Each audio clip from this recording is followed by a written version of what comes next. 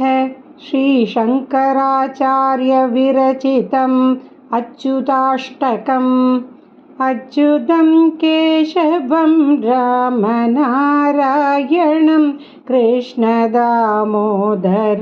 वासुदेवं हरिं श्रीधरं माधवं गोपिकावल्लभं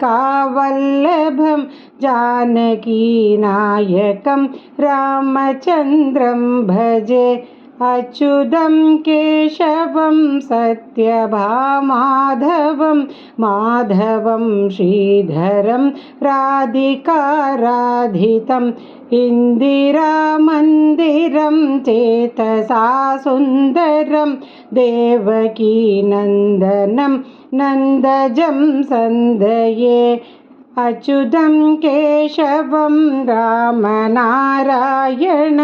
कृष्णदामोदरं वासुदेवं हरिं विष्णवे जिष्णवे शङ्खिने चक्रिणे रुक्मिणी रामिणे जानकी जानये वल्लभी वल्लभायार्चितायात्मने कंसविध्वंसिने वंशिने ते नमः। कृष्ण गोविन्द हे राम नारायण श्रीपते वासुदेवा चितश्रीनिधे अच्युतानन्द हे माधवाधोक्षज द्वारकानायक द्रौपदी रक्षक राक्षसक्षोभित सीतया शोभितो दण्डकारण्यभू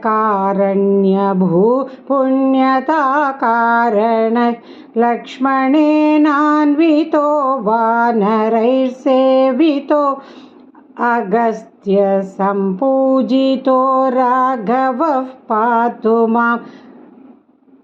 अच्युतं केशवं रामनारायणं कृष्णदामोदरं वासुदेवं हरिं धेनुकारिष्टकोनिष्ठकृद्वेषिणां केशिहा कंसहृद्वंशिकावादक पूतना कोपक सूरजाखेलनो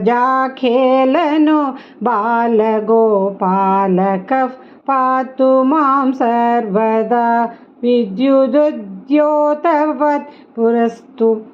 प्रस्फुरत्वाससं प्रावृडम्बोधवत् प्रोल्लसद्विग्रहं वन्ययामालया शोभितोरस्थलं लोहिताङ्घ्रिद्वयं वारिजाक्षं भजे। कुञ्चितैस्कुन्तलैः भाजमानाननं रत्नमौलिं लसत् कुण्डलं गण्डयो हारकेयूरकं कङ्कणप्रोज्ज्वलं किङ्किणीमञ्जुलं श्यामलं तं भजे। अच्युतस्याष्टकं यः पठेदिष्टदं प्रेमदः प्रत्यहं पुरुषः सस्पृहं वृत्ततः सुन्दरं कर्तृविश्वम्भर तस्य वश्यो हरिर्जायते सत्वरं वृत्ततः सुन्दरं कर्तृविश्वम्भर तस्य वश्यो हरिर्जायते सत्वरं तस्य वश्यो हरिर्जायते सत्वरम् इति अच्युताष्टकं सम्पूर्णम्।